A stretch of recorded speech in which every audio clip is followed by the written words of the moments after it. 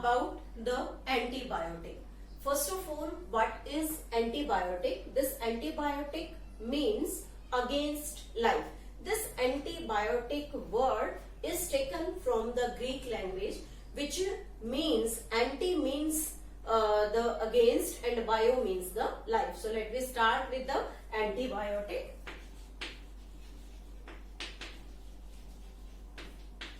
Antibiotics. First of all, antibiotics is made up of the two different words, anti and biotic. Antibiotic or antibio. Anti means against and bio means life. अगर इन दोनों को एक साथ रखा जाए then it means against life. Means ऐसा chemical या ऐसी कोई भी केमिकल कंपोजिशन जो हम कहें कि किसी स्पेसिफिक माइक्रोब से प्रिपेयर करते हैं और इस केमिकल सिंथेसिस को एक माइक्रोब से प्रिपेयर करने के बाद किसी दूसरे टाइप के माइक्रोब की ग्रोथ को रिटार्ड करने या उसे किल करने के लिए इसे यूज किया जाता है. That is named as the antibiotic. तो अगर इसकी डेफिनेशन लिखना चाहें then what is the definition of this antibiotic? A chemical substance that produced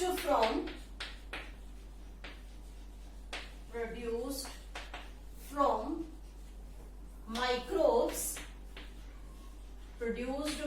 microbes and used to kill or retard the growth of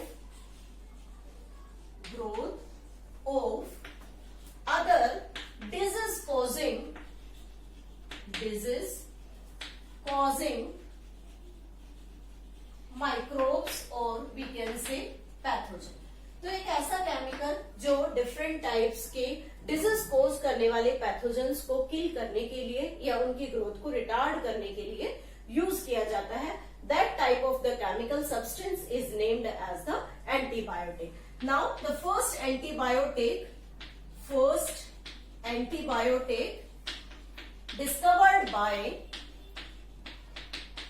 discovered by Alexander Fleming.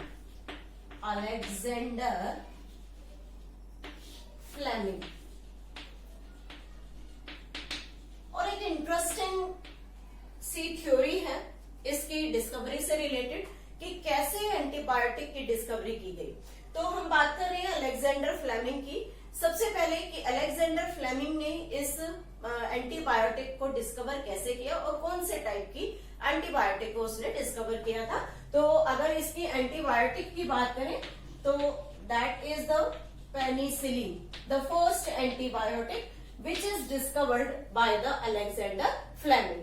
Alexander Fleming अपनी laboratory में काम कर रहे थे certain bacterias के साथ और उस बैक्टीरिया का नाम है staphylococci bacteria. Bacteria named staphylococci bacteria. इस बैक्टीरिया के साथ अलेक्जेंडर फ्लेमिंग अपनी लेबोरेटरी में काम कर रहे थे और काम करते वक्त उन्होंने देखा कि उस प्रोजेक्ट से रिलेटेड जो अनवॉश्ड डिश वहां पड़ी हुई थी, अनवॉश्ड कल्चर डिश, उन अनवॉश्ड कल्चर डिश के पास कुछ मोल्ड्स वहां पर ग्रो कर गए. मोल्ड्स को जनरली हम यहाँ फंगस का नाम देते हैं. तो कुछ मोल्ड्स वहां ग्रो की हुई थी. जब उन्होंने उस मोल्ड को स्टडी करना स्टार्ट किया तो उन्होंने देखा इस मोल्ड के पास ये स्टेफाइलोकोकाई बैक्टीरिया ग्रो नहीं कर पा रहा है. तो we can write the staphylococci bacteria could not grow near mould. जहां पर वो फंगस लगी हुई थी उस मोल्ड के पास स्टेफाइलोकोकाई बैक्टीरिया ग्रो नहीं कर पा रहा. तो उसने उस स्टेफाइलोकोकाई के साथ साथ मोल्ड्स को स्टडी करना स्टार्ट किया और पाया कि इन मोल्ड्स के थ्रू एक केमिकल सब्सटेंस रिलीज किया गया है which retard the growth of this bacteria to grow on the unwashed culture dish. तो इन मोल्ड्स को जब उन्होंने स्टडी किया तो ये उन्होंने पाया कि there is the chemical substance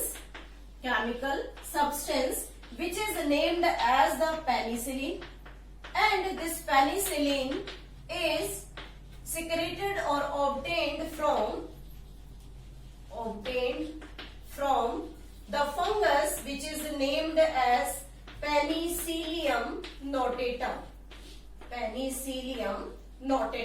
इस फंगस से उसे निकाला गया. मीन्स जो अनवॉश्ड कल्चर डिश पर जो फंगस लगी हुई थी that is the Penicillium notatum, और इस पेनिसिलियम ने जो केमिकल रिलीज किया that chemical is penicillin.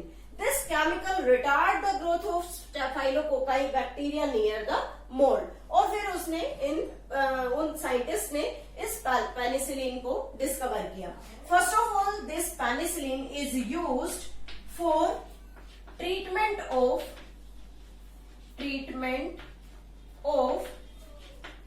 wounded American soldiers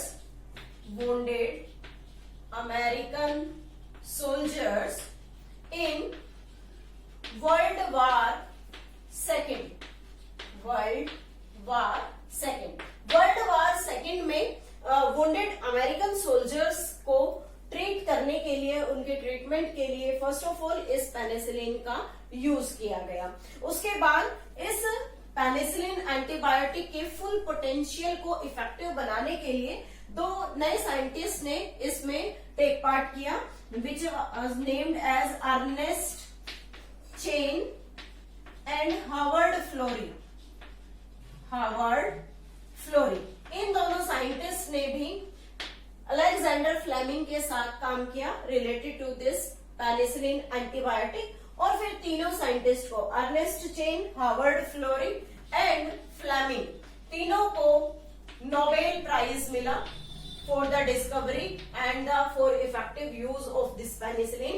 Nobel prize in 1945 में उन्हें पेनिसिलिन के डिस्कवरी और उसके फुल पोटेंशियल इफेक्टिव यूज से रिलेटेड नोबेल प्राइज 1945 में अवार्ड दिया गया. उसके बाद आता है कि जो पेनिसिलिन है, या हम बात करें किसी भी एंटीबायोटिक के बारे में, तो एंटीबायोटिक्स कितने टाइप्स की होती हैं? Antibiotics are generally of the two types. First antibiotic is named as the broad spectrum antibiotic. ऐसे एंटीबायोटिक जो एक से ज्यादा डिफरेंट टाइप्स के पैथोजन की ग्रोथ को रिटार्ड या किल कर सकती है. मीन्स विच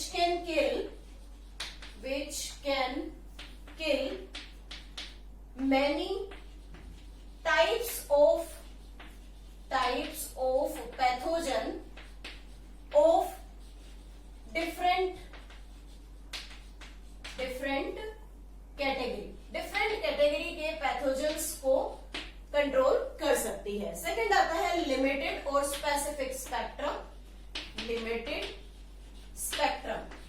स्पेक्ट्रम मीन्स ऐसा एंटीबायोटिक जो ओनली सिर्फ एक ही टाइप के पैथोजन की ग्रोथ को रिटार्ड कर सकता है. विच can kill only one type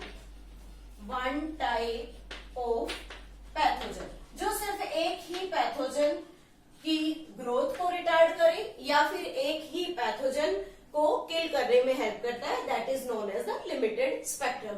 so these are the two different categories of the antibiotics. Now what are the activities of the antibiotics means actions of antibiotics. कि कोई भी antibiotics किसी भी बैक्टीरिया पर, किसी भी पैथोजन पर कैसे काम करती है.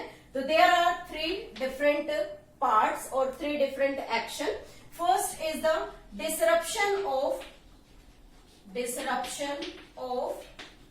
Wall synthesis, means cell wall synthesis नहीं होने देगा. Second is the disruption of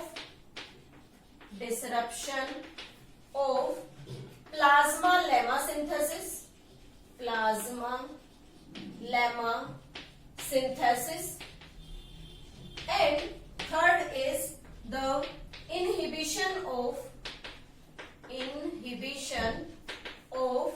DNA और RNA synthesis. Means in 3 actions के थ्रू किसी भी माइक्रोब की ग्रोथ को किल या रिटार्ड किया जा सकता है. फर्स्ट, वॉल सिंथेसिस नहीं होने देगा.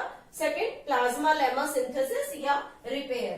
प्लाज्मा लेमा सिंथेसिस मीन्स जो प्लाज्मा मेम्ब्रेन है अगर वो रप्चर हुई है तो उसे रिपेयर नहीं होने देगा या फिर उसका सिंथेसिस नहीं होगा. एंड थर्ड, डीएनए और आरएनए के सिंथेसिस को भी इनहिबिट करता है.